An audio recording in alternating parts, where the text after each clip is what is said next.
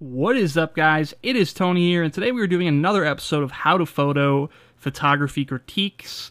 And today we're going to be critiquing some of the photos I took in Boston. So, if you guys don't know, I went to Boston recently to cover the PAX East event, which is a gaming convention for those who don't know. And while I was there, just like whenever I'm at anywhere, I like to take photos of the architecture, things going on. This is actually my first time in Boston, so I had a lot of fun checking out all of the history and, all the people, meeting a lot of people there. It was just great. It was a great place to be, and I would like to go back, but honestly, the convention wasn't that fun, so might not happen, but we'll see.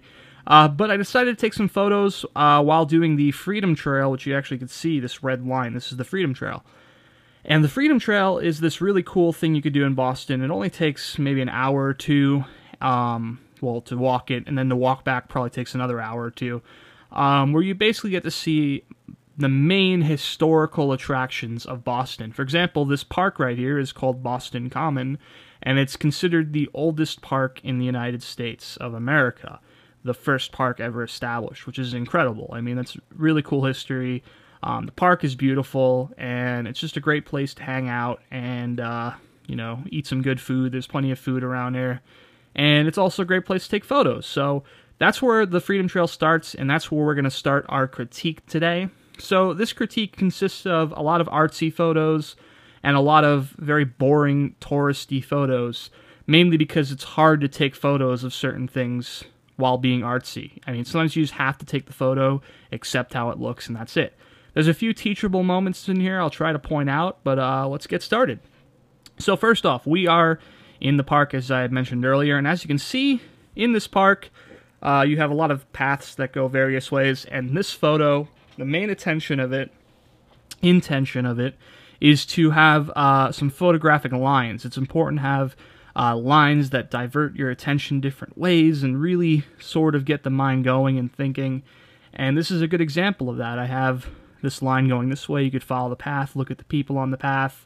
You have this line going this way. Once again, you can see this line seems like it goes on forever, except when you zoom in, you can see.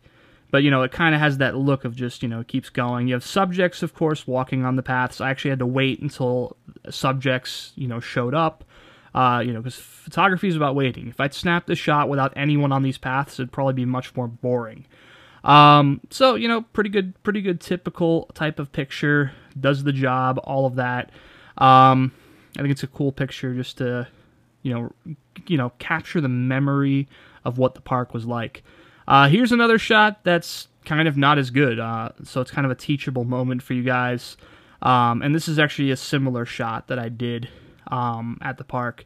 So this shot actually has a crane here, and that's why I moved to make the crane disappear behind that. I don't even know if that's a church. I don't know what. I think it's probably a church, yeah.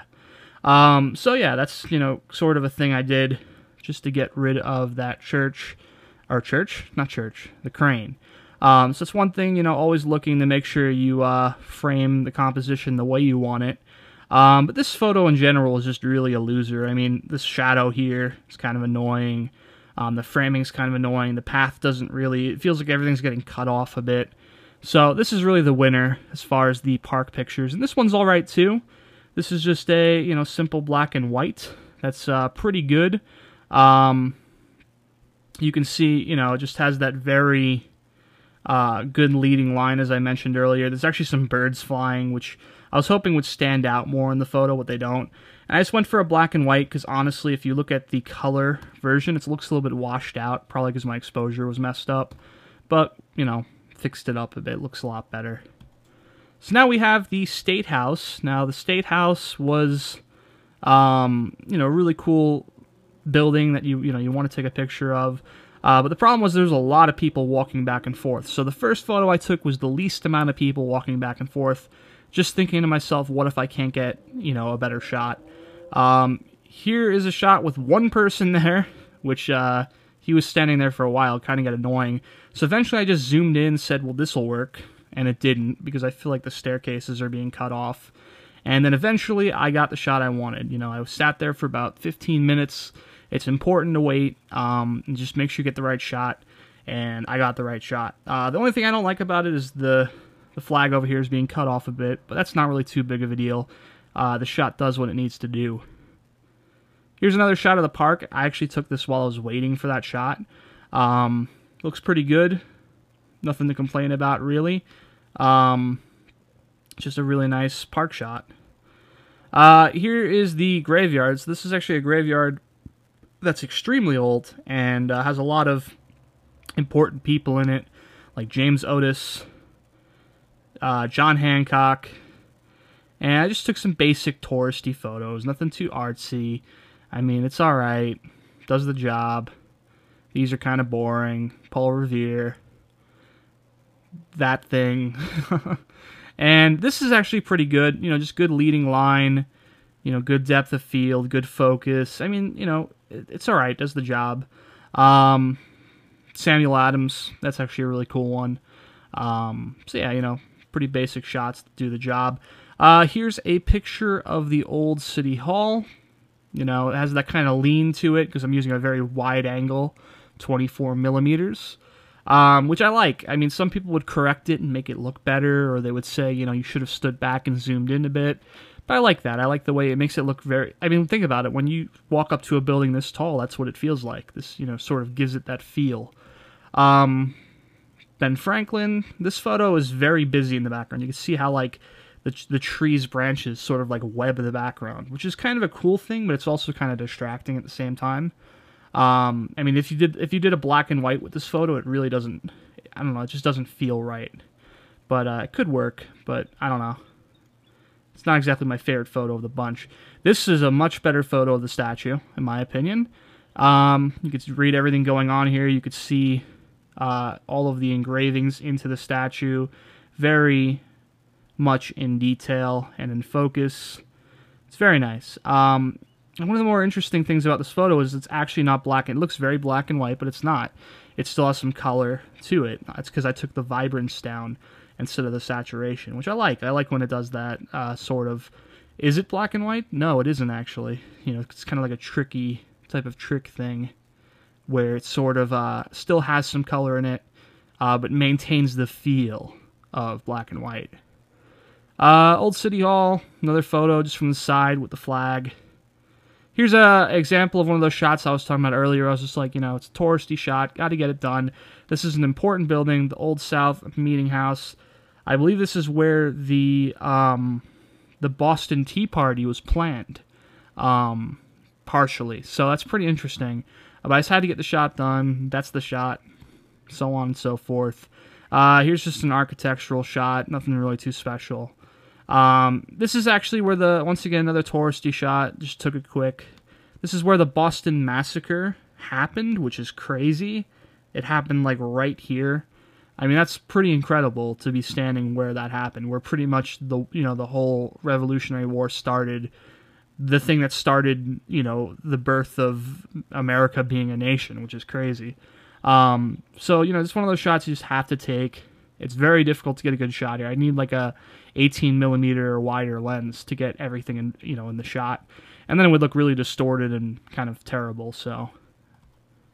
Here's another shot where I just got the top of the building, and of course, this big modern-ass building here got in the way, which is kind of annoying, but it kind of looks interesting, like the contrast of it. This is some sort of protest going on about Syria and intervention, you know, American intervention in Syria. It's kind of interesting. Just took a quick shot as I saw that happening. Here is another architectural shot, which for some reason has a lot of aberration on it when you're zoomed out, because the Lightroom's messing up, but I fixed all that aberration, and it looks pretty good now. And here's some street performers that were right outside of that building. Well, not some street performers, one street performer, and he's doing his thing with the drumsticks, and boom, caught the drumstick right in the air, moving. It was very cool. It's crazy because at 1/200th of a second, which is pretty good for freezing action, it's still moving, which is kind of cool, actually. So yeah, here is another architectural shot of a tavern. This is actually the oldest tavern in America, which is crazy. 1795. So there's a good chance a lot of people who started this country or whatever have been in this tavern. It's a good chance. I don't know. Maybe if you go inside, you'll see who has been there or whatever. Who knows? Here's another angle of that. Here's a pretty, standard shot, kind of touristy, just to see a bit of what's going on in the buildings in the background. Nothing too special. Now here is where the really photographic shots start. This is a cool shot. This is a shot that I would probably keep in my portfolio. This is a shot that I'd probably consider printing and putting on my wall.